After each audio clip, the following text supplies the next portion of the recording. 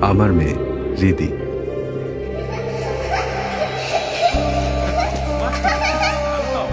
ছোটবেলায় বাবার ব্যাগ নিয়ে অফিস চলে যেতে চাইতো। কি যে দুরন্ত ছিল।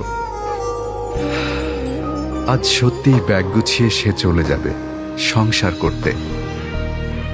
তাই মেয়ের জন্য খুঁজছি এমন এক লাগেজ যা শুধু কাপড় বহন করবে না, বরং জীবনের উঁচু নিচু পথেও তার নীরব সঙ্গী হবে। তাই ট্রাভেলো লাগেজ। ওর প্রথম সফর যেন হয় নিশ্চিন্ত, মর্যাদার। যাত্রা শুভ হোক মা।